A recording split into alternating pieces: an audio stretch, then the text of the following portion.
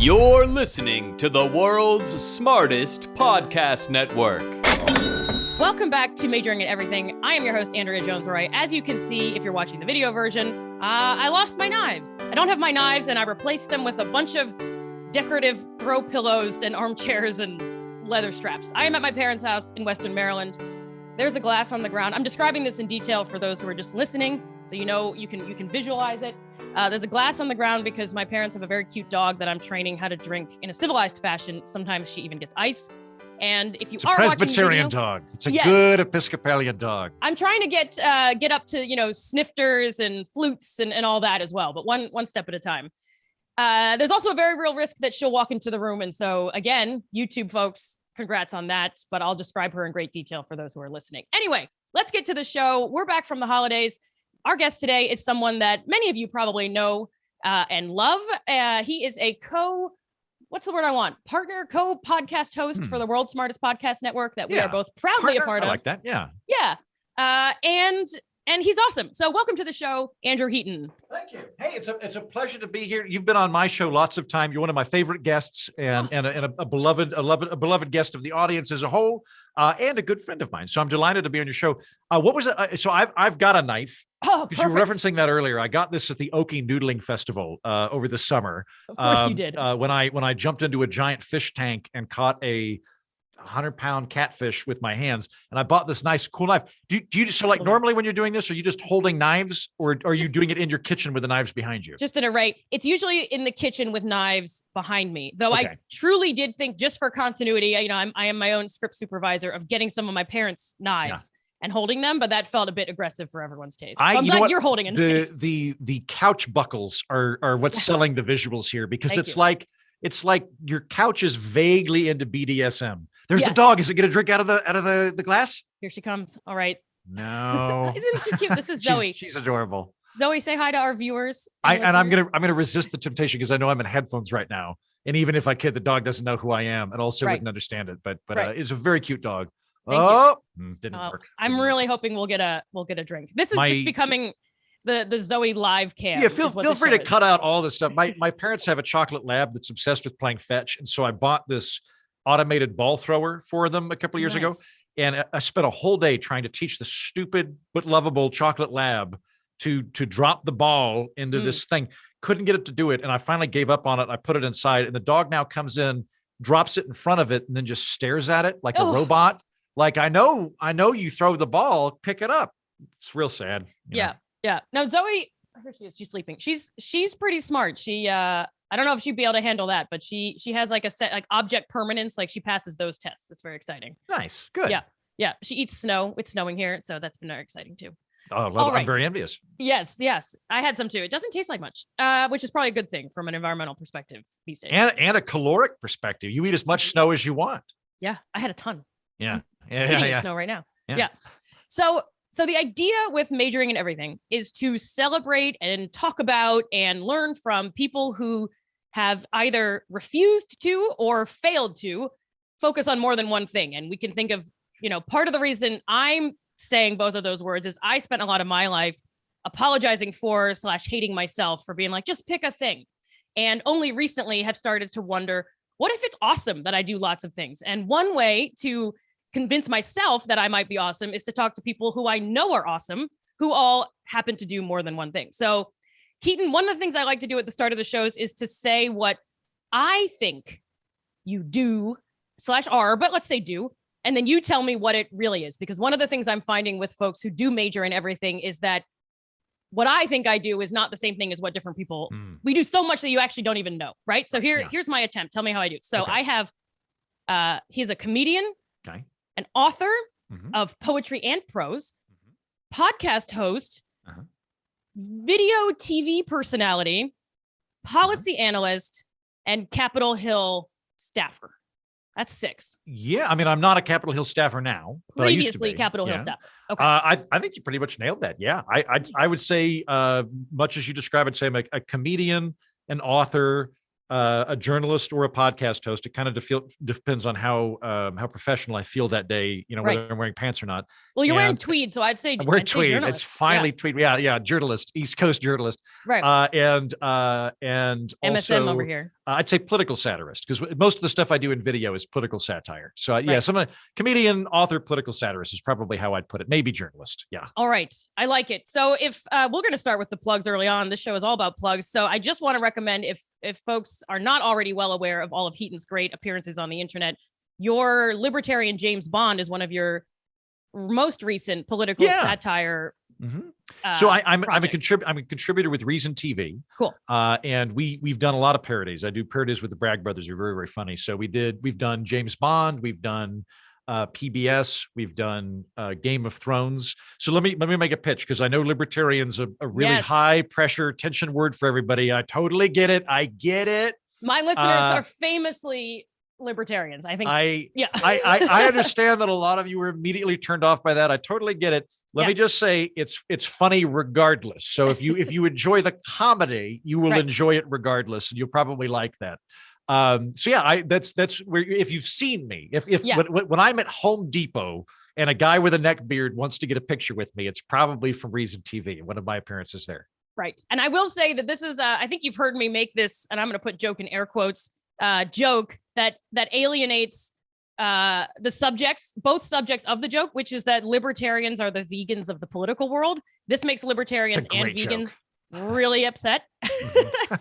But it's basically like, you're probably right, but I don't want to hear about it. And for sure, you're not funny. And I, to this day, have not been able to come up with a vegan, a stand-up bit about, I can't say anything funny about being vegan. I'd like to.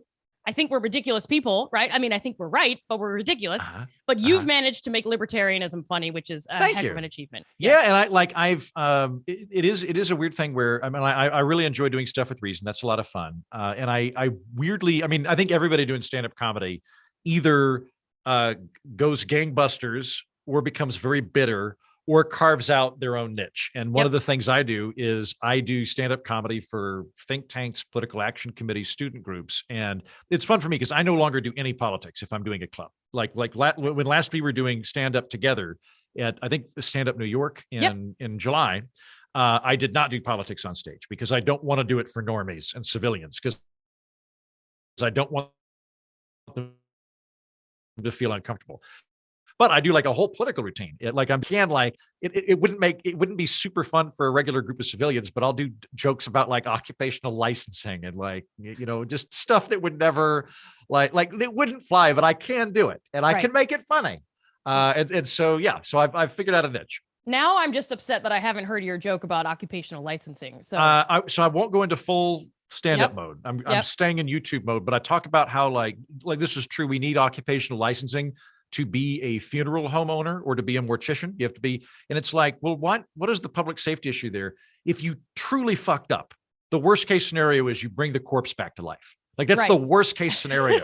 So like, who are you hurting? Right. So like that, like stuff like that, but I can do that. Yeah. Folks, he'll be here all night. He won't. Thank you. Yes. But follow him for more of that. That's awesome. So this gets me, you seem to be, well, I don't want to say that. I want to say you seem to already be weaving together your threads of interests and skills. So political satire and everything you just described seems to really nicely combine politics and comedy. That's not something that everyone does. So I still don't know how to fit circus into the rest of my stuff. I kind of can sometimes weave together data science and comedy, but I'm not that good at it. But the circus is sort of just an asterisk on my life. Did you sit down at some point and say, here's what I love: politics, comedy, and of course, writing and other forms of expression and creation and thinking and all of that? Was this all on purpose, or have you gotten here by accident? A combination of both. Okay. So the comedy and the politics started on completely separate tracks. I mean, granted, I was writing funny stuff in college. I was sort of modeling myself off of Dave Barry, but when I entered the professional realm, I started out working on Capitol Hill. I was a staffer for Dan Boren and Tim Holden from Oklahoma and Pennsylvania, both Democrats, by the way. For everybody that freaked out earlier about me working for Reason, look at me. Like I worked for Democrats, still like those guys. If any left-leaning listeners are still hanging on, high five. Here we go. Yeah. So I'm there's something for everybody. Yeah. So I was working for them, and I was doing stand-up in DC at night, and these to me were separate worlds. At the time, I think I secretly wanted to be a comedian deep down, but I didn't think it would work out. And I like my plan was, well, I'll stay here till I'm maybe 40, and then I'll see if I can somehow get a job that transfers to New York, and then and all this stuff. Wow. I went from the Hill to the University of Edinburgh, where I got a master's degree in international politics, and I was still doing stand up, and politics is completely separate phenomenon. And then stumbled onto a book because I got interested in economics. I stumbled onto a book called Parliament of Horrors by P.J. O'Rourke, which to Horrors or horrors? Parliament of Whores, WHORES, which to bring in more people here, I'd been hired by the Green Party. I just moved back to DC. The Green Party hired me to leaflet for an election, and I had an hour-long break. And so I went to Barnes & Noble, and I just happened to see a book on the bookshelf called Parliament of Whores with a rotunda behind it. And I was like, all right, I'll bite, and read it. And that was kind of the first time that it ever occurred to me, oh, I could combine politics and comedy. And then also P.J. O'Rourke is I'm going to say one of the sane Republicans. And it literally never even occurred to me you couldn't be a Democrat and be funny. That was like I never encountered that until that time. You couldn't be a Democrat and be funny. You thought Democrats had to be funny? No, I'm sorry. The other way around. The other way, like I had not seen a prominent example of a funny person who wasn't a Democrat. It seemed like that was almost like a Dungeons and Dragons, only this cast can ever be funny. I see. And then it was a big light bulb moment where I was like, oh, this guy's being funny and he's going in a different direction. And maybe I could combine these two things. I'm not sure if I should have in retrospect, by the way, because when I went into political satire, my attitude was one of, well, this is great. I'll be making jokes about this, and I'll have all these friends over here on the left and all these friends on the right, and we'll all razz each other like at a roast, and then we'll go to the bar, we'll make out, and like that has not been the case. No. While I have friends that are delightfully open-minded and capable of separating the person from the plan, as you are, and you're very good at, unfortunately, most people that are interested in politics are much more groupthink, much more tribal identity oriented. And while I could like totally hang out with P.J. O'Rourke and Steve Colbert, in fact, that would probably be the greatest night of my life. I would love for that to happen for you. So that I could hear about it. I want that more than I want to hang out with those people, and I really want to hang out with those people. I appreciate that. Thank you. Unfortunately, not everybody has that, and so like for me, I don't have a problem separate. Well, I'll back this up. I judge policy by the outcome. I judge people by the intention. So if you have a really bad idea, but you have a good intention behind it, I'm going to fight your idea, but I might like you personally very much. I do not find this to be common anymore. I find that people see them as one and the same. Your intention is the exact same thing as your tribe and all that stuff. And so I think that the political satire opened a lot of doors. I think it also probably shut a lot of doors. I'm not really sure if it was a good call in retrospect. Right. So let me make sure I've got this right. So you're right that typically you think of the Stephen Colbert's and even the late night shows that aren't overtly as political. So Fallon, etc. They're on the left side of things. And then Daily Show has been pretty much, I've agreed with the Daily Show pretty much the whole time, right? And I'm on the left. I see. And so the idea was, well, I guess you can't be Republican unless you're on that team. And so I'm sorry, you can't be funny unless you're on that team. Exactly. Until I read P.J. O'Rourke, I had assumed there was something congenitally incapable of being funny outside of the Democratic sphere. And then as if taking a drug was like, oh no, there are people that are funny, like Dave Barry, who I mentioned earlier. I didn't find this out till years later. Like Dave Barry's this kind of like soft, quiet about it libertarian, which thrilled me because I was like, oh, this is my comedic godfather. I was a big Dave Barry fan growing up. I remember mostly the articles being about like, you know, it's mostly dad humor. Things in the Florida. kitchen broke, or whatever. But that said, though, being comedians, like occasionally people be like, Dave Barry, the guy that made jokes about lawnmowers, and I'm like, first of all, Pulitzer Prize winning Dave Barry, who made jokes about lawnmowers, who made Pulitzer Prize winning jokes about lawnmowers, was writing 2 good humor columns per week for 30 years. And anybody that's working in comedy can tell you that is a mind-boggling amount of comedic output to not get burned out on. Like it's the sheer scope is very fun, very impressive. But I'm going to say the quality is also really, really good. Dave Barry's a brilliant comedian. And but he's also like humor comes in lots of different forms. There's no political orientation that locks you into being funny or not funny. You can theoretically be anything and be funny. Although I think if we really went into it, there's probably correlations between things that you're less likely to be funny or you're more likely to hobble yourself and so on and so forth. Right. Right. And I think, some of those conversations, and we don't have to get in the weeds on this unless we're both desperate to, some of the conversations around political correctness, woke, whatever, is something of a headbutt against comedy. So on the left, it can be tricky because a lot of times comedy is about making fun of someone or something or some group, or I'm usually making fun of myself, but it involves insulting someone. Yeah. Typically. Not always, but it can. And that can run up against, maybe we're insulting the right. But right. Well, I mean, this is to really get into, since you're a professor, I believe the term is gelantology or galantology, which would be the study of humor. Yep. If we were to get really into the nuts and bolts of it, there's ridiculous humor and absurdist humor. And ridiculous humor, if we're using it in like a really proper academic sense, is to ridicule something, as opposed to absurdist humor, which is crazy humor, right? So you've got different variations.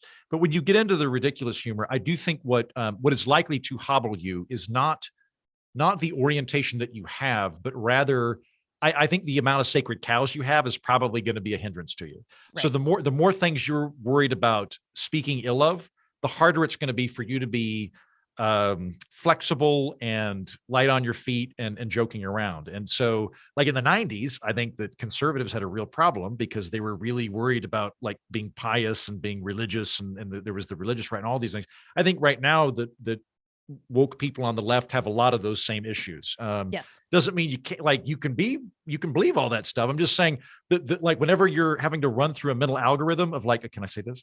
The more frequently that hits your brain, the less likely you are to be funny. And so, but I think again, that depends on who you are, the sacred cows you have, all those different things. Right. This is reminding me of a time I did a show right before the world ended for the first time, at least. Well, not the first time, but the most recent world ending event for humans. I was doing a show. It was something like the Comedy Laboratory, and it was someone who studies comedy and how it can affect social change and blah, blah, blah.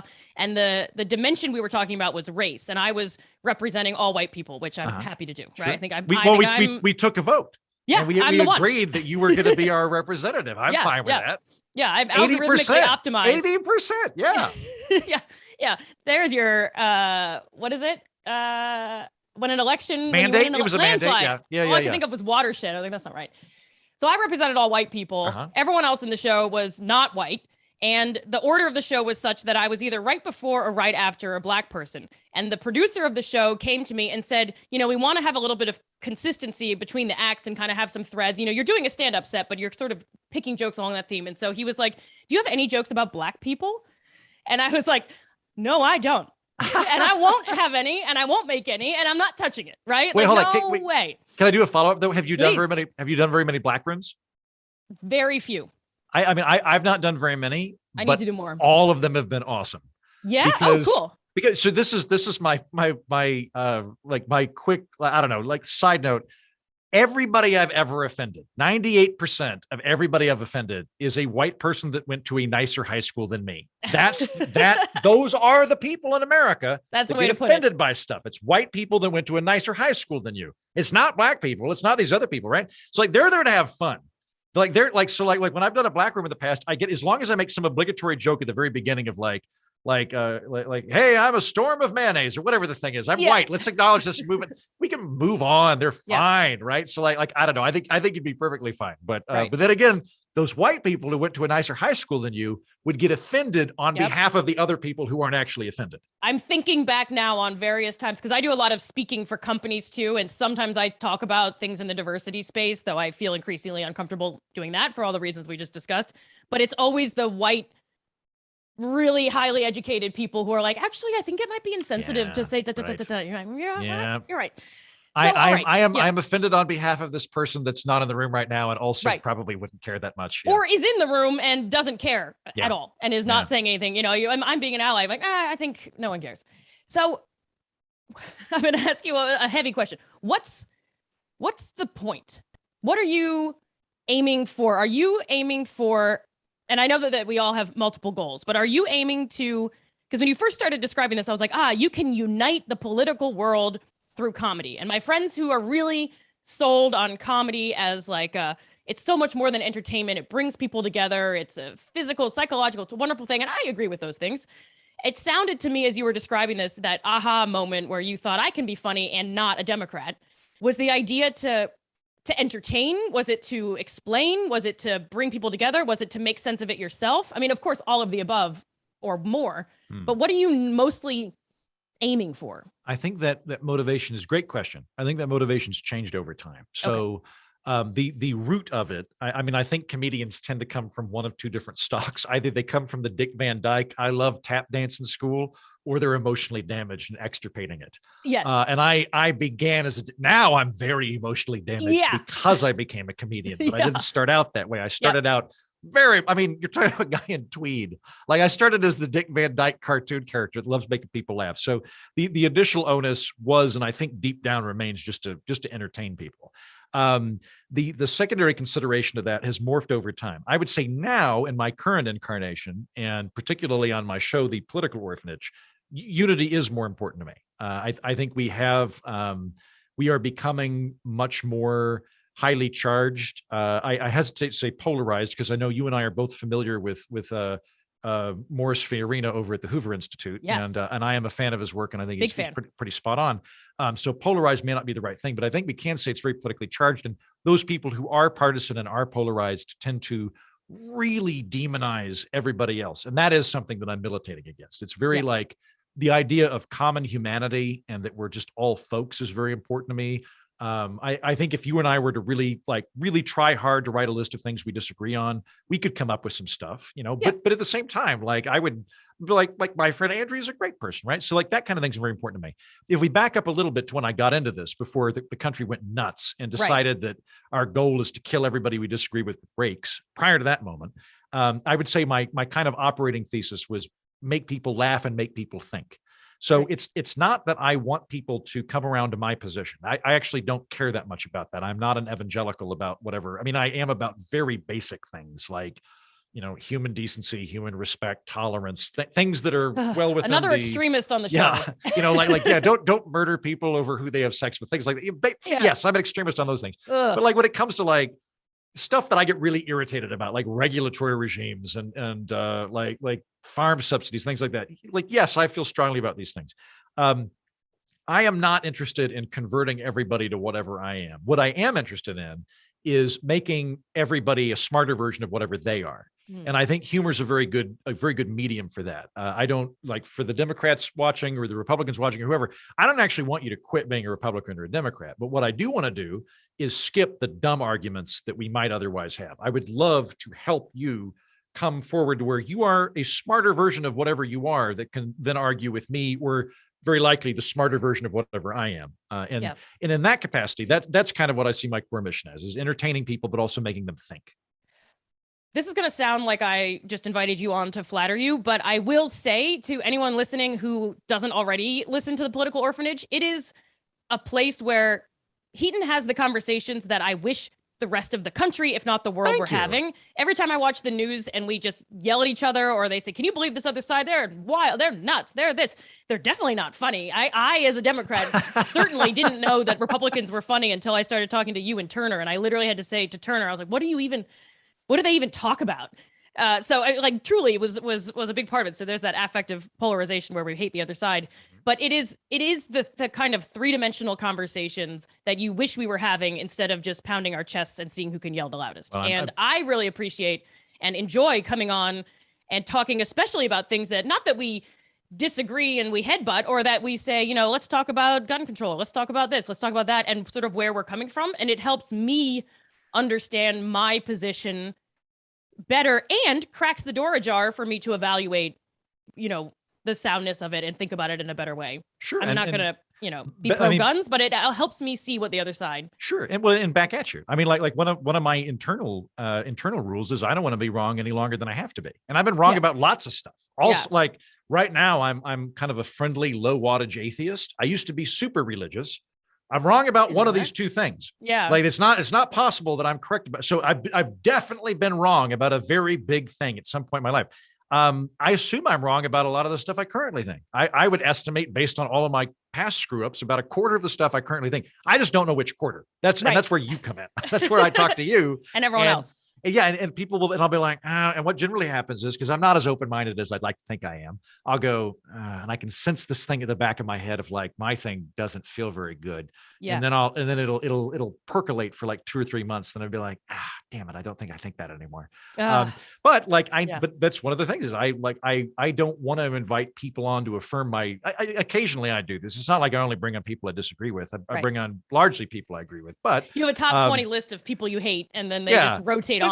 But I'm not bringing on. The point of the show has never been to have the person at home go, I'm even more right than I thought I was, and the other team's even worse than I. That's never been the goal. Right. But so anyway, that's all very flattering. Thank you very much. I very much appreciate that. Very much I hope that people get that out of it. I don't know if and we're going to get to this, but if your goal is to be on television, like if CNN just had you on for 2 hours every night instead of a bunch of people saying, well, the other guys are crazy, or Fox or wherever, but Well, I don't know that I have any CNN programmers who listen, but if I do, Heaton, all right? I mean, they're welcome to try and bring me on. I have to say that because I worked in television for a while too, to put some other cards down. I used to be a writer on Fox Business. I was there for 3 or 4 or 5 years. I can't remember. It was a while. Like the way cable television is structured, and Fox is a good example of this, but I think most cable television, MSNBC, CNN, whatever, it is a medium that thrives on drama and conflict and simplicity, because it's structurally like we can have this long form conversation right now. We've been on the podcast before where we can talk for an hour and a half, and we can really let an idea breathe. In television, the longest segment we had on the show I worked on was 8 minutes, and that was with an average of 4 people on camera. And I'm not great at math, but that means about 2 minutes per person. I think that's what checks out. My data science, I think you're right. I'm a liberal arts guy, but I think that's right. But I'm like 2 minutes per person. That is not a lot of time to get nuanced. What you end up doing is you end up shouting bumper stickers at each other, and then beyond that, like I don't know. There's no easy way to say this. You're not necessarily stupid if you think in binary, but all stupid people think in binary. Because binary thinking is literally the most simple way of thinking you can do that has multiple options. There is no method by which you could have more than one option. Like binary is them, and so television loves distilling things down into 2 sides, because then it's very clear where the conflict is, and everybody can see it and all that. So anyway, for that reason, I don't think that I would actually do that well, on like large cable television. I'm good for color commentary, but then they throw me in, and they're like, "Look, Democrats are ruining America," right? And then I'm like, "Well, before we get into this, I did want to point out that I have a lot of Democratic friends, and they're right about it."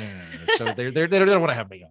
You'll be like the ESPN guy in the corner who kind of is like, I just love the game. I would be good for like a Louis Theroux style travel show where I like jump around to different groups, and I come in and I'm like, today I'm talking to Mormon polygamists. What's that about? Like that, I'd be good for that guy. Maybe Vice, if Vice had less rapid zooming in. I feel like that's too much camera movement for your style. I'm dressed way too conservative for Vice. Like at one point, you have a globe behind you. You can't go on Vice. I was gonna like somebody was trying to pitch me to Vice for a thing, and they were like, can you like get a coonskin hat or something just because you're all right. Like rip a t-shirt or something. Yeah, exactly. There's gotta be something edgier you can do. Wear eyeliner. Yeah. I don't know. So right before we started the show, I was like, all right, I don't want to get too in the biography side of things, but I do have a biography-ish question, but it speaks to a broader dilemma that I often have in my own dabbling across worlds, and that I suspect others do too, which is, was there some moment where, so you had that aha moment where you said, oh my gosh, I can be funny and talk about things other than what Democrats are talking about. You're no longer on the Hill. You got this master's degree in international politics. Was there a moment where you said, I'm done with this, I'm going to say this, I don't mean it, but this kind of quote, grown up world of like my political career, the traditional political career is over. I'm all in on TV, arts, or was it kind of like you got an opportunity and you said yes, and it kind of grew from there? It was that I failed at the adult thing. So I've been working on the Hill. I liked working on the Hill. I would have actually loved to have worked there longer. I would have loved to have done policy analysis because I really enjoy policy analysis. But I had a scholarship to go get a degree in Edinburgh, and so I was kind of on a timeline. went to Edinburgh to get that master's degree in international politics, came back to DC. And I remember distinctly, because when I'm in Edinburgh, I'm doing stand-up at night. And I was the house comedian in an event called Edinburgh Saturnalia Cabaret. And so it was a cabaret show, and I was I went up as a comedian in between the gal that took her clothes off and the guy that ate light bulbs, which I still think is like the height of my comedy career. Like if ever I fit anywhere, it was there. So I'm doing that. And I did have an epiphanal moment when I was in Edinburgh where I remember I was walking around and I was like, oh, you know what? I really would rather be a comedian. I don't like, because previously I was, well, I'm going to be the political guy that's funny at parties. That was the mind, or I think if you talked to me back then, I would have been like, I'm the political guy that also wrote these very funny books that are successful or whatever. But it would have primarily been the political guy thing. And then I had a kind of epiphanal moment where I went, I would rather be a comedian, but I was a coward. And so I went back to DC anyway, because it's like, and I should add to this, like, I assume that you've got the same experience because you come from this august line of public servants and academics and dukes and things. Yeah. You come from a very successful family. All the dukes, really, they're behind these leather straps, but we'll talk about that another time. I'm guessing that you also did not know any comedians growing up. Is that fair? No. Yeah. See, and I think this is very common, that basically, unless you were at the Harvard Lampoon, right, or you grew up in Hollywood, you have no idea how any of this works. And it's rather scary when you get into it, at least from a career perspective, because it's so like, you know how to be an attorney, you go to law school, then you know how to be a doctor. There's no clear court. There's no comedy. I mean, there is a Comedy Factory, but it's the name of a comedy club. There's no actual Comedy Factory. Right. So it's very, very scary. And so my thought process, I came back to DC. My thought process was that whole, I'm going to be here suit and tie. And then when I'm safe, at 40 or so, maybe I'll transfer to New York and I'll do comedy at night, And what basically happened was I just couldn't get any traction in DC when I got back. The job market was so horrible, or whatever, for whatever the reason was. I couldn't get back on the Hill. I couldn't get my foot in the door at a think tank. I couldn't do anything. I was thinking about taking the State Department exam. I don't know if I would have got it or not. It's very, very difficult to pass the State Department exam. I've taken it. I passed the written. I did not pass the oral, and I'm still upset about it.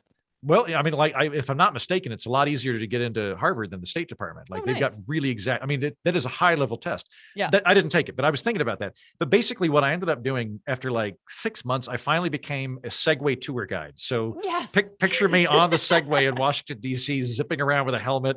Oh, I'm so upset I didn't get a tour from you. It was, you know what? I've made some lifelong. My buddy Hans lives in the Netherlands, and like we're still friends. That I've made. It was a really fun job, but after doing that for like a summer, I had this moment where I was like, why am I here? Like I came to DC because I thought that was the safe professional option to be a proper adult with a 401k and a briefcase. And I have a helmet and I'm driving a Segway around to people that are clearly hungover from other countries and making jokes about Andrew Jackson. And at that point I was like, well, this is just stupid. If I'm going to do a random survival job, I might as well do it in New York and then actually pursue comedy. And that's what I ended up doing. I went, okay, that's it. I'm done. And so I moved to New York and went that direction. And it's only because I failed so hard. I love it. At the proper adult thing that I went the other direction. Failure is our greatest teacher, I think. Is that the quote? I don't know. All right. So then when I met you, which was a handful of years ago, you'd already have the podcast underway. You'd been at Reason. You'd been writing TV. I saw you as a very accomplished, lifelong comedian who was really smart about politics. I had a really good bluff on at that time. Yeah, it was really, that worked. Yeah, really well done. Is it the case that how do I want to put this? At what point I'm a fraud. You feel You're right. Like you, what's that? I said, yes, I'm a fraud. You're a fraud. So you were making all that. At what point did you feel like, or what did it take to feel like you had, let me back up. Do you feel like you have your footing now? Where are you in terms of like your satisfaction with what you're doing now? To me, it's all amazingly impressive. Thank you. Are you as impressed with yourself as I am? I am mostly comfortable with it now, but it took a very long time to get there. I think, I've been self-employed now for 2.5 years, doing the podcast full time, which is my mainstay of income. But the podcast is this combination of policy analysis and interviews and comedy. I do comedy on it as well. And so that's been about 2.5 years. The first year I was on it, I mean, I could not, and I'm funded via Patreon. Anytime I discuss my job, it would be provisional. I'd say like the podcast, which I'm doing for right now, because I couldn't comprehend. I mean, every single paycheck the first year, I would get it and go, all right, another month. Okay, let's move. I see walls around me. Let's hang on to that. I couldn't fathom it. Now it's been going on long enough that I'm like, yeah, I guess this is what I do with my life. And I feel pretty good about it. Yeah. So I mean, I don't think anybody that's creative or in comedy ever really feels entirely safe or feels like they've made it. I don't think, because I've people that are far more accomplished than me, that you hear them, that they're actively on Saturday Night Live, and they'll come off stage and be like, I don't know what happens after this. And it's like, you climbed Mount Olympus. You have sex with Aphrodite and you join the Pantheon. That's what you do. But they're like, so I don't know that that'll ever go away. There are things like I would, well, we won't get into the things I'm worried about, but I'll say like, I think I have come to terms with my life is very fortunately got to the point where I can fund myself as a creative person. And that is thrilling and something I'm very, very grateful for. Is it the case that you have ever gotten, because I feel like this with comedy in particular, is that at least comedy in New York City, there's a very, and in a lot of industries, there's a very strong mentality that if this isn't all you do and you're not in the clubs, 6 times a night, racing around, doing all these things, maximum stage time all the time, you're not a real comedian. Of course, in reality, there are lots of ways to be a comedian, and having a really funny and also, by the way, thoughtful and informative podcast is certainly one of those. Writing funny books, which you've just done and we'll talk more about in a moment, is also another one. But I feel bad all the time. And I feel like when I do show up in a comedy club, people are saying, yeah, but she's like an academic. And she's a hobbyist. She does comedy as a hobby. Yeah, exactly. Yeah. And you can't really do it unless you go all in. And I would imagine folks on the policy side think the same thing. What does this guy have to say about politics or policy? He's not working on it right now in a formal way that I understand with a briefcase. How do you navigate that? Is that an issue? How do you navigate it? I'm far more bothered about the comedy thing than I am. I'm far more worried about comedians not thinking I'm comedian than policy analysts not thinking I'm a policy. I mean, I know a lot of policy analysts, and I'm a think tank. I'm a fellow at a think tank for one thing. Like, so I've already gotten that. Oh, you are? I didn't know. I'm a fellow at the R Street Institute. Well, there we go. See, I've been for a few years. I mean, they're lovely people, but I was doing some things for them involving like a series on beer and protectionism and stuff, and I ended up becoming a think tank fellow. And they've never, to my knowledge, retracted it. I think it's a knighthood, but all the same, though, again, because I've been drinking with these people in DC, if they were like, "You're not a real policy analyst," I'd be like, "Okay," like that's. I mean, it's I don't get the glamour of being at the Center for American Progress, whatever the thing is. So that doesn't bother me. The comedy thing, I very much relate to you on, and that was something that really stressed me out.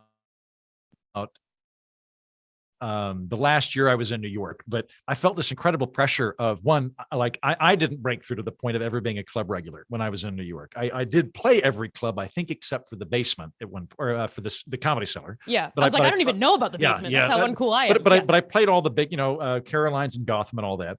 And I did eventually get passed at Stand Up New York and some other places. So I'd say I was kind of intermediate level by New York standards. But that said, though, I never got being that like, I can rock up to X club, or I've got a weekly spot at Gotham or anything like that. So I was going to all of these just horrible, horrible open mics, which are just the dregs. And there's all these folks that their logic is, because I am broken and depressed, I must be a creative genius. And you're watching this going, I have really bad news. Your conclusion is not. Your observation is correct. Your conclusion. And even the ones, those who do have that talent aren't necessarily good at that stage. And so even if you get glimmers of like, I see where they're going with that, most of it is painful. They're just, the open mics, and you gotta, when you're starting out, that's the only thing available to you. Like fortunately now I'm not doing stand up nearly as much as I used to. Now I'm doing it like twice a month, but I'm getting it longer to where I could do a couple new jokes. But in New York, you had to go do that to try out new jokes. But it was so just soul sucking doing those. Like, again, I have to, like, for anybody unfamiliar with the open mic scene, I went to a seminar, a comedy seminar with a guy that owned a series of clubs. And I brought this up. I was like, I would love to do more open mics. They're soul crushing. They're so depressing that I cannot motivate myself to go. And he went, let me tell you something. The first 5 years I did stand-up comedy, I thought about throwing myself into the subway tracks every goddamn night. I thought about killing myself every day, but I stuck with it. And I was like, well, then you're nuts. Yeah. You should have taken up kite flying, you idiot. Like what? Why would you torture? Like, that's what I'm talking about, right? Yeah. And it was really difficult for me because I just couldn't motivate myself to go to the leaky bucket at 11 p.m. and get on a list of 50 people, knowing that I was going to be number 49 because I'd never been there before, and that there'd be no, like, I couldn't do it. It'd be nothing but dick jokes. Yes, and just and like soft-boiled misogyny and horrible, like, I have heard more awful masturbation jokes than is allowed by the Geneva Convention at this point in my life. Like, and I'm fine with a good masturbation joke, but if it's a bad one, I want to punch you in the throat, because I've heard so many of them. And it was actually really difficult for me from a personal identity standpoint, because I had moved to New York to be a comedian, and I viewed myself as a comedian. And if I'm not performing stand-up, then what am I? Right. Am I just some dude, like some dude not making a lot of money who's living by himself, like not living with roommates, but single, and and it really called some stuff into question. And it helped. I'll say when I left New York, it helped a lot in that I think New York is such a pressure cooker, because no one in New York, to New York's credit, no one in New York is there to just hang out on a beanbag. Like, it's not a chill place. It's a very high octane, expensive place to be. When you move out of New York, I find that just subconsciously there's a little bit more balance that enters. But what's also helped is I've given myself a lot more leeway in terms of the definition of comedian. I view myself as a comedian. That's like, if I were going to fill out the passport application, I would either put writer or comedian, depending on what I thought I could get away with. But I'm thinking comedian. But in my mind, though, it's like, am I making people laugh? And then if you really want to am I getting paid to make people laugh? And the answer to that's a very resounding yes. I've got very clear, like, tax level stuff where you're not a comedian unless you can prove it to the IRS. The IRS is the ultimate arbiter of what you are. And that's the other weird thing too. I mean, I've seen a lot of comedians kind of do this. Like, I'm friends with Ben Kissel, who is the host of Last Pod on the Left. Now, I knew Ben. Ben briefly worked at Fox Business as well. That's how we got to know each other, and we were both doing stand-up at that time. I don't think Ben does stand up anymore. If he does a lot less of it. But I get it though. Ben also has an audience of like 3 million people that he's making laugh on that particular show. And I'm like, well, I do a bunch of podcasts now, but I've got a specific comedy podcast called Friday Release Valve, where I bring on comedians. Most recently, I brought on Grover Norquist just to see how that would work. Nice. But normally it's comedians. Okay. And it's a really fun show. I also recommend it. You've been on many times, and I'm going to hit you up and Turner and everybody, because I'm going to get another slate going here for the next few weeks. But that one too, it's like I know that I'm going to make at least 1,500 people laugh per episode on that show. It's kind of hard to motivate myself now to go to the leaky bucket at 11 p.m. to make 4 angry stand-up comedians maybe laugh, when I know I can make all these other people laugh. Right. It's not necessarily holding a mic, but it's still making people laugh. So anyway, that was a big thing, but I feel like I've kind of figured that out. And if there's any comedians listening to you, if I might give you guys some sucker, or you people some sucker, one of my friends, he's a comedy writer and a very, very funny guy. And he's in between jobs at the moment. And we were talking about how mind-bogglingly ego depressing it is to be a comedian. And we were, so he's written for several different shows. And I was talking to him, and I was like, if you were to quantify how many people you think you've honestly made laugh through jokes you've written as a comedy writer, how many do you think it'd be, just based on ratings and things? And he's like, probably be about 20 million. And I was like, that's an insane, like, imagine that we could go back in time 150 years and tell your ancestors that you will make 150, you're going to make the population of the planet at their time laugh, that they will all have mirth in their life. That's incredible. And yet, like, all the comedians are like, I failed. Yeah. And it's like, you made 20 million people laugh. You know, if you're a stand-up comedian and you've been doing it a while and you have lots of credits, think about everybody you've made laugh. You've probably made thousands of people laugh. That's an accomplishment. You should be proud of that. That's a nice way to think about it. I appreciate that. Sure. I'm going to go add up my, I've done a lot of shows to one person who didn't know they were at a comedy show. But I think that counts. That counts. Yeah. I'm in a grocery store and you're talking to me in a microphone. That's insane. Yes. Okay. So it sounds like you've healthily reframed it a bit away from, it's very easy to get into this is what a comedian looks like. If I'm not doing that, I'm failing. Yeah. And turn that around and say, well, my definition of a comedian is making someone laugh and get paid for it. Yeah. Honestly, if it didn't sound so much like a prat, I'd rather say I'm a humorist, because I feel like I truck in humor more than I truck in I clearly am doing more broadly defined humor than I am stand-up comedy. And we typically associate comedian with stand-up comedy, but humorist I can get away with if I'm in Harper's or if I'm in the New Yorker. Outside of those two things, like I once like a magazine once referred to me as a so-called humorist. And I was like, I didn't make it up. Yeah. it's a thing. But yes, I think rebranding that or reframing that in my head has helped quite a lot. Okay. And it's also like, it was good for me to quit going to stand up open mics so much. Cause one of the things that happens, I think, in stand-up comedy in general, I'm curious to what your experience is like, but I think that stand-up comedy actually really teaches you bad internal habits, because when like people don't want to go to a stand-up comedy show to see a successful person lord it over them. That is not something. So like when I first started doing stand-up back in DC, and I'm going from the Hill to ascending the stage at like Re-Raw, which was a thing back in the day. One time I've got my suit and tie on because I just left the Hill. As I'm walking up to the stage, not having said anything, I hear this guy go, "Oh, fuck this guy." Because that guy who had a tough week wanted to see a slightly overweight dude with Cheeto crumbs on him that had just woke up on a beanbag talk about how he wasn't like, talk about how his life was demonstrably worse than the audience member's life. Right. And you get a lot of credit as a stand-up comedian, constantly making fun of yourself and constantly putting yourself down. And that's a habit that I'm now actively having to undo. Because it's like, it works on stage. You get rewarded to say what a horrible person you are and what a failure you are. And then you get into the real world and it's like, oh, this isn't a helpful this is bad for me. It's also like I'm single, but like, I don't know, like I've got a good tweed game going. I got all my hair. Entropy seems to be happening at a steady rate. Yeah. It's not good for me to be on a date and be like, well, I'm a sack of shit. Like that, like she might laugh, but then she goes away. So like that's, I'm kind of glad I've now got some space between me and that formative stand-up experience. I'm so glad you said that, because when you were describing the open mics and indeed a resounding, full on agreement, those are some of the, I've seen some shit in my life, but the most kind of just depressing, like, there might be no hope for any of us moments have not been when I've seen like what we would genuinely consider real human tragedy. It's in the back of those rooms where everything is sticky and you're on your 18th masturbation joke and you're just, everyone is just staring at their phones waiting for their turn and only the friends are going first. And it's very grim. It's not how I would describe hell, but like if there's a purgatory of comedy, that is the purgatory. Like that is where you wait to be sentenced to hell or whatever. Yeah, for sure. And like, again, I was doing it. So there's all sorts of people that are there, but like the amount of like, there's a lot of really, there's guys even more frustrated than I am romantically. See, I did it right there. See what I did? Yeah. When I was making that joke about myself, I got to stop that.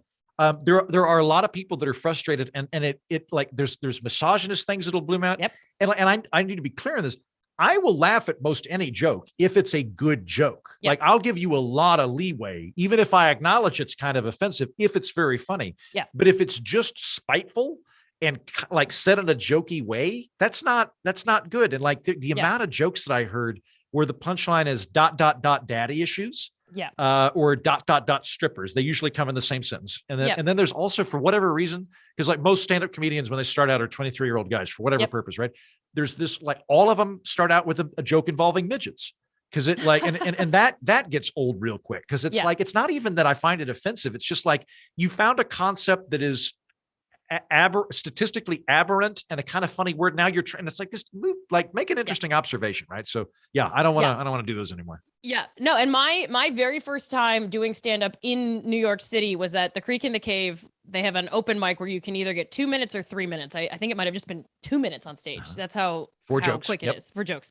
And I came on first time. I was living in China. I started stand up in China. I was teaching in China, and I had all my material was about being a professor. I almost said teaching because of the elitism thing, being a professor and living in China. That's what the material was that I had. So I came out and I said, "Hi, I'm Andrea. I'm a professor at NYU Shanghai." And the whole audience was like, "Who does she think she is?" And just didn't care, didn't want to hear about it. And so from then on, I did the exact same thing. I was like, "I'm a piece of shit. And then I like quit my job. And even after I got a job again as a professor, I kept talking about being unemployed and this and that. And I'm going to bring up some names that are not normally brought up together, but I think a lot of that came from Louis C.K. was one of my comedy heroes early on. And he did a lot of self-deprecating stuff. And I was just like, this is what I can do. And then it wasn't until I saw Hannah Gatsby's special live, thank you very much, twice in New York City, where she said, you know, we're coming up here and being self-deprecating because we hate ourselves. And I was like, I got to change everything. I'm still self-deprecating on stage. And the only other thing I have to say about this is, well, I have a lot to say, is I recently rewatched Jerry Seinfeld's 23 Hours to Kill. And I was like, right, he always wears a suit. You can be on stage and be funny and be, quote, high status. Sure. And I've been interested in exploring that. The thing that I've been doing recently that I've been loving, like, you know, Turner, our mutual friend, when Turner's got a good like country club circuit going on. Yeah. So when he's in Middle America, he's like, Heaton clearly will do well at a country club and has the wardrobe, and he's within the driving distance. He calls me and I open for him and he headlines. It's a lot of fun. Yeah. And so kind of during one of our latest thaws in COVID where we could do stuff, I was doing that, and I was also doing some student events and things. So I was doing other private gigs, like I was doing a distillery event, things like that. I was doing it enough that I was getting comfortable with it, and I shifted my attention away from making fun of myself to just interacting with the audience more, and it became fun. And they didn't care then because they wanted to have a fun time, right? So like I did a joke where you've heard this a billion times. I apologize, but I'm from Oklahoma, the Canada of Texas, and I was at this whiskey event in Texas. And everybody started booing, just boo. And I was like, what? Like, and I told them, you know, I've only ever been booed once previously for that joke. I was doing it in DC years ago.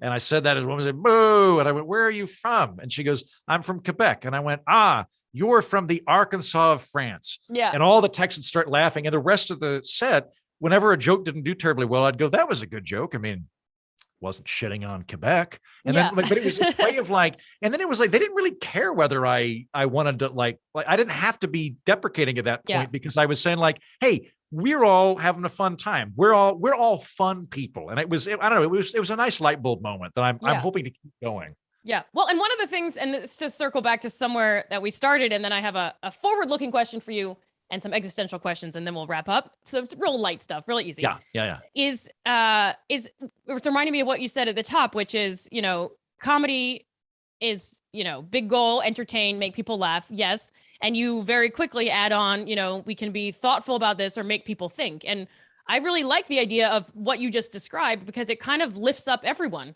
If I'm standing on stage being like, I'm a piece of shit, it's because I'm trying to prove that I'm even more of a piece of shit than everyone in the audience. And the guy who said, fuck this guy when you came on stage is probably also feeling like a piece of shit, which is why he doesn't want to hear from you. Yeah. And so there's a version where we can just reverse that and kind of ride the endogeneity up. Right? I've never said ride the endogeneity up, but I will say it again. That was really fun to say. Make that your memoir. And say like, I'm awesome. You're awesome. Not in so many words. You know, I can think this through. You can think this through. We can all reflect on this and laugh at each other and talk about Quebec and whatever else. Right. So I don't know what the definition of endogeneity is. So I'll say, I think comedy can be a knife or it can be a trampoline. And I would rather have the trampoline. And I'm going to make sure I don't cry here, but like the emails that are the most meaningful that I get. I love the emails that I get from the podcast that are like, I really like the show. It made me think, et cetera, et cetera. Those are great. I love them. But I just did a Christmas special. You were in it. Thank you. It was so fun. And I will get emails from people that'll say like, you know, I was alone for Christmas. That really helped me. I've been in a really dark place. Your comedy has been this nice place that feels like friends that I'm hanging out with. And I just want you to know how much it's helped. And like that, like, because it doesn't it feel a little bit frivolous to be a comedian? You know, you're like, what I'm gonna talk about observations that I feel everybody ought to know. Yeah. And it does, you're like, man, I'm not laying bricks. I'm not putting arteries together. So in those instances where somebody says like, I have been in a dark world and you've made my world a little brighter, is so deeply, deeply meaningful. And I think comedy can be that. Yes. And that's the trampoline, I take it. That's the trampoline. Is we're all going to be jumping up together. We're all going to get to feel that levity of going up in the air for a little bit. I got to take down all the knives in my kitchen and staple a trampoline to the wall just for my own guidance. That's a beautiful sentiment. That's a beautiful set of examples. And the special is, what is it? A Very Snuffy's Christmas? So people can find it? The most recent is A Rather Snuffy's Christmas. So for anybody that wants to hear me just being funny, you don't want to worry about the political stuff. The name of the show is The Political Orphanage, and there's lots of Andrea's on there regularly. There's lots of interesting guests that I have on there. But on Christmas specifically, I always do a Christmas special. Yeah. And the premise is that it is sponsored by a diner called Snuffy's. And I won't go into the elaborate backstory, but it's a series of sketches. It's kind of like a variety show of comedy. It's awesome. And that came out recently. It's very, very funny. I'm actually very proud of it. So if you're not already blown out on Christmas, you just want to hear the humor, there's some really funny stuff on there. Is it insulting to you to say it's sort of like a really funny Prairie Home Companion feel, or is that really insulting? I don't know. I think that's insulting to Garrison Keillor. Oh, okay. Yeah, it's like a Prairie Home Companion, only funny. No, funnier. I grew up listening to Garrison Keillor. That definitely plays into to what I'm doing for sure. So I take that with very, very high flattery. That's a compliment to me. Yeah. Okay, it's what I thought of. All right, what is to me, it sounds like, you're in a place where you're doing a lot of the creating, writing, comedy, making people think, that kind of brings together a lot of your skills. It seems like you're doing awesome, right? You've said that you're comfortable. What is your ideal long-term state? Like, what are you, hang on to this? This is awesome. This is a vehicle to get to some other thing. Like, where are you as far as like, I'm not going to do the, where do you see yourself in 10 years, but Sure. like, what's the ideal version for you? Is it this? I'd like to keep doing what I'm doing, but I'd like to do some other stuff too. So the cool thing about where I'm at from a labor perspective is that the Political Orphanage now takes less time than it used to, partly because I hired an editor, which really was the smartest thing I've ever done. And then I hired him. He's awesome. Eric, yeah. It saves me because I do lots of podcasts. Eric handles them. So it saves me like 20 hours a week because I'm not very good at it. Just in terms of the Political Orphanage, I can do that whole show in about 2.5 days a week, right? If we're adding up all the research and stuff. And that leaves me other time to work on other projects. I am, for my many faults, I am industrious. I do have high output. And so I always am working on something else. What I would love to have happen is I would love to have a project of equal success that is visual, something on YouTube or television where I get to be a funny host of something. I'd love to do a travel show, or alternately, I would love to do a kind of daily show where John Oliver-esque thing. I have done it before. I used to do a John Oliver-esque thing on Reason called Mostly Weekly. And it was a lot of fun. I'd love to do something like that again. You were good at it, but you would still be good at it. Yes. I'd love to do something like that again. The other thing I would love to do is I publish books. They've kind of gone from absolutely hobbyist level to amateur level where I'm making a little bit of money at it. It would be wonderful if 5 to 10 years from now, they were doing so well that I was not afraid of being destitute if the podcast didn't work out. Right. It'd be great if I had 2 or 3 different things that are doing it. Because even though I've been doing the podcast for I think 3 or 4 years now full time, there is this thing in the back of my mind that's always going, if you're not engaging 2 weeks in a row, you'll die in a gutter. Or, if you go too far afield of your audience, they'll abandon you. And probably not. The audience has a pretty good sense of my orientation now, and they're not coming to me to have their beliefs affirmed to them. But there is that thing there, right? I would feel much better if it was a lucrative if I had a bunch of things that were lucrative and for fun, but not obligatory. That would be great. Not to be like financial expert, but it sounds like we're talking about diversification. Diversification would be wonderful. Yes. And then right now I have diversification, but only but like 95% is the podcast. And then I have a bunch of magic beans I've been throwing in a field. And it would be wonderful if those other magic beans would sprout. I would love it. Like, cause I like writing, and I like right now I've got 3 books that aren't published that are just waiting. Is this coming out Monday? Is that right? Yes. I was just going to say Monday, January 10th. So we're recording a few days ahead of time, and what's happening on Monday, January 10th? I have a book out today on Monday, January 10th. Yes. Called, let's see here. I've got an advanced copy here. Inappropriately Human, 21 short stories. So they are funny and or science fiction stories. The rate of 1 or 2 books a year. I'm going to keep doing that regardless of what you people want, but it would be great if that kept growing in terms of audience size, and it became a more worthwhile pursuit of my time. That would be great. So I'm hoping that will kind of build up. And then the final thing, eventually Bill Bryson will either die or go to prison. I'm not rooting for these, but when it does, I would love to step up and do some Bill Bryson type stuff, because I enjoy traveling and writing funny stuff and working on some projects there too. Oh, well, I wish for all of these things. I wish the magic beans were already in bloom, but I will be getting a copy or several copies of Thank you. Inappropriately Human. And I also want to plug Los Angeles is Hideous, which is your book of poetry that came out 6 months ago or so? Yeah, it came out in the summer. Los Angeles is Hideous, Poems About an Ugly City is, I believe, the funniest and possibly most beautiful description of how ugly Los Angeles is. Yes. If you enjoy hating on Los Angeles, if you're in New York and you want to make fun of the other coast, if you're in Northern California, or if you're just in Los Angeles, you have a good sense of humor. Yeah. Los Angeles is Hideous, which got to #1 on poetry and Amazon.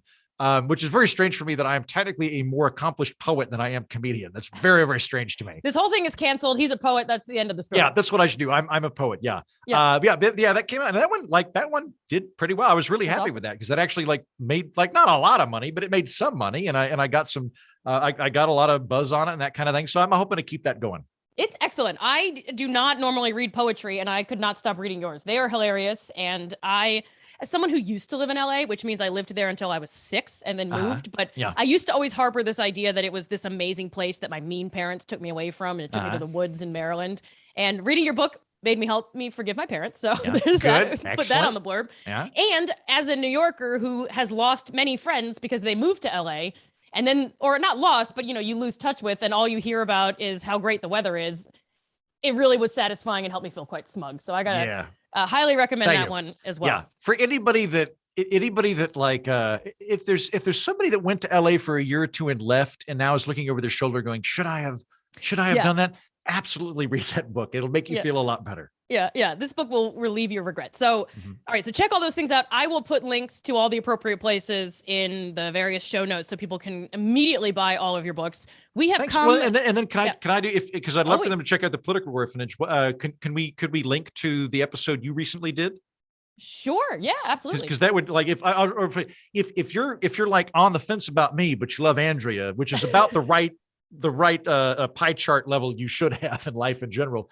Andrea came on. See, there's that self-deprecating stuff. I was about to flip it on you, and we both should stop. Oh my God, we need to we're just going to make a rule. We get to slap the other person if they do this. Yeah. But you came on. I think it was right before Christmas on the main feed. We had a really fun conversation that was. I lied to you and told you it was going to be 20 minutes. It ended up being an hour and 20 minutes. It was a really good conversation. So if you want to keep hearing Andrea talking and hear me, you can check out that episode on the Political Orphanage. I believe the episode is titled "Let's Have an Uncomfortable Conversation About Gender." Yes. And it was in early December, and Andrea came on for that. Yes. I will list that. I'll list Snuffies. I'll list all kinds of things. Great. Thank you. So this is, yeah. If I don't know how many people I know who don't already know you, because we've done a lot of shows together, but if there's anyone listening who hasn't heard of Andrew Heaton, this is your signal to get involved. All right. I've kept you for a long time. I've kept everyone for a long time. We have come to our final segment, which is called Existential Corner. I will be asking you rapid fire existential questions. Okay. And you are to answer them in about a sentence, if you can. All right. You can also refuse to answer if you want. No pressure. Okay. All right. Are you ready? Right. Deal. Yes. Okay. So what is a big regret in your life? Ooh. I mean, it's on the top of my mind. I think it might be going into political comedy, based on all of the pitfalls I have. How about a potential very big regret I have is going into political comedy, but I can't see the other universe in which it didn't happen. So I don't know. Right. I'll have to bring you on for a part 2 where we talk about, because sometimes the majoring in something else other than than comedy is bad because you kind of get stuck or pigeonholed. But okay, that's plenty to talk about. Interesting regret. Didn't see that coming. All right. What is something you were very afraid of?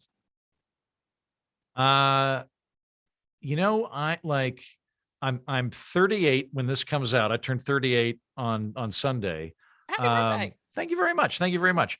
I'm starting to get worried here that I'm not going to get married. I was kind of ready to get married 8 years ago, and I've been jumping around on a lot of stuff, but there is a part of me that goes, there might be something really weird about me that I just can't see, and that scares me a lot. That falling in love seems like such a wonderful thing to do, and I would love that to happen. I'm afraid I'm going to miss out on that. Thank you for sharing that. What is something that you are very proud of? I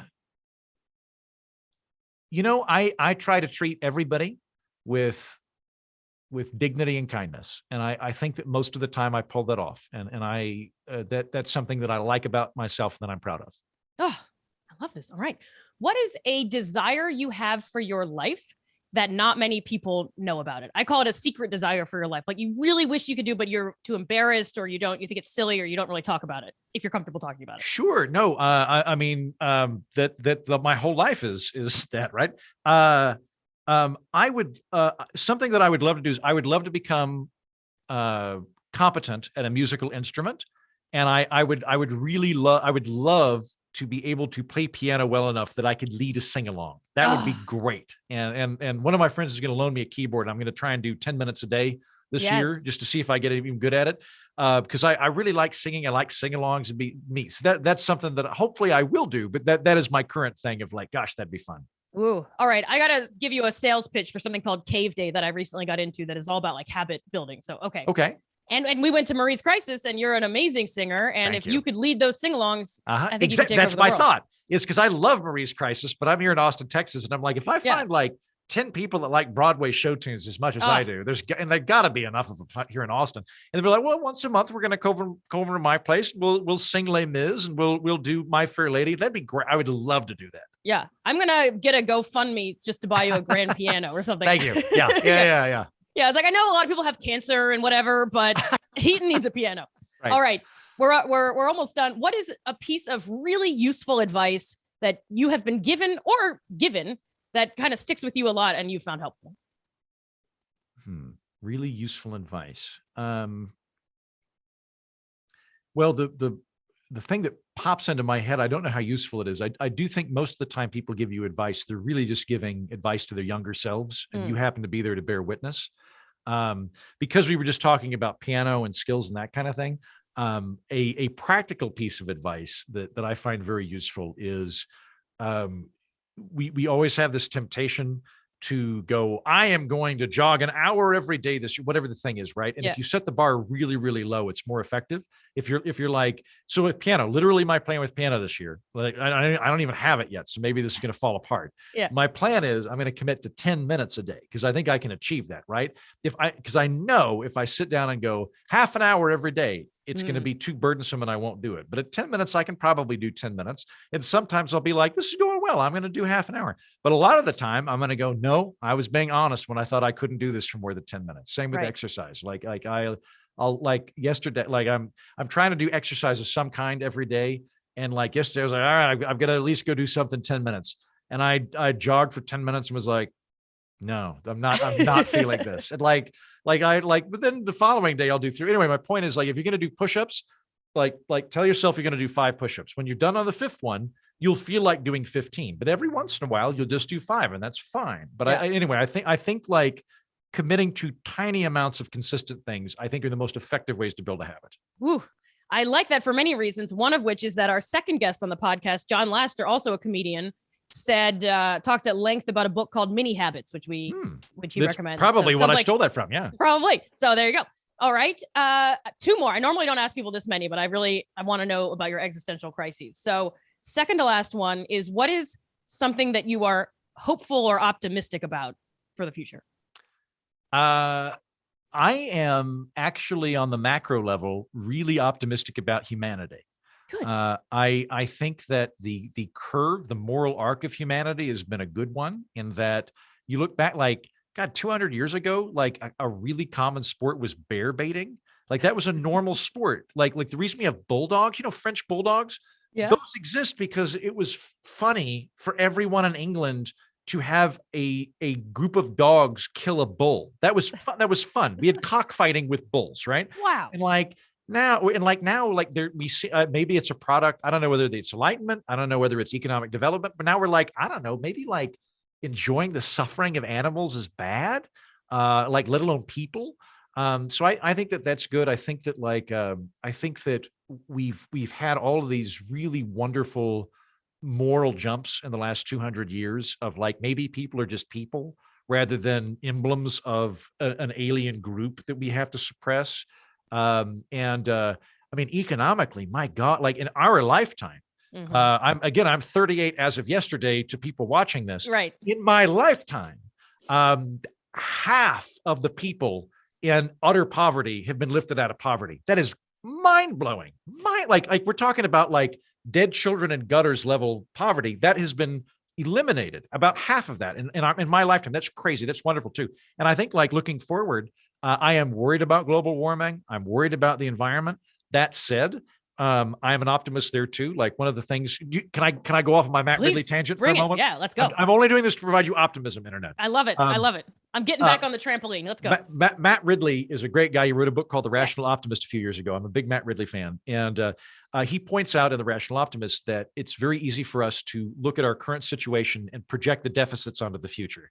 But what we can't do is foresee the game changers that are going to happen between now and the future. And so one of the things that is left out of all of the very scary estimates about global warming moving forward is the IPCC, the international, whatever the UN thing is, kind of the gold standard of global warming that everybody gets their data from. The reason they're worried is they're looking at economic development.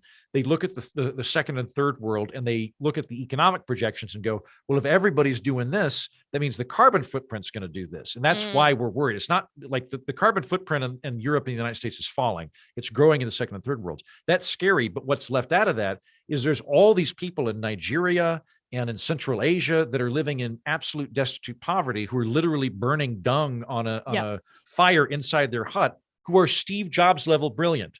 Right. And they've been trapped in poverty through no fault of their own. And they're all about to get unlocked and get to participate in the global economy and get to design new technologies. So that's cool. There's going to be all these Steve Jobs, Bill Gates, Albert Einstein people in Africa that haven't been able to play in the stuff we've been playing in that are going to come up into it. And that's really, really cool. So I'm an optimist about all of that. I'm a big optimist about the future. I'm so glad I asked. That's great. I'm normally just everyone's going to die and nothing makes sense. Nothing has any meaning. So thank you for that. And that brings us to our final question. What's the meaning of life? Ooh, wow. I don't know. I don't know that there is. I think this is what happens. Again, I'm a friendly low wattage atheist, right?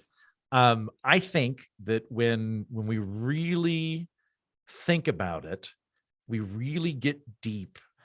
You and I, Andrea, can step to the precipice of the world and look into a great void of nothing, of just entropy and chaos with no meaning. And on the other side of that's heat death. And at that moment, we have the ability to grab each other's hands and go, thank God I have you. And I think that's the meaning. I think the meaning is us all facing whatever this thing is and figuring out how to comfort each other. That was beautiful. I'll end it there. Thank you, Andrew Heaton. Where people can find you online at? I'm at Mighty Heaton on Twitter. Check out The Political Orphanage. That's the podcast. And if you really want to dive in, go on Amazon, look up Andrew Heaton and find my many funny books. All right. And I'll link them all below and around and wherever you're reading this. All right. We'll end it there. I think your meaning of life is the one I'm going to hang on to for a while. So thank you for that. Thanks for being on the show. Thanks to everyone who listened, and we'll see you next time. And happy birthday, Heaton. Thank you. Bye. Yes. Bye.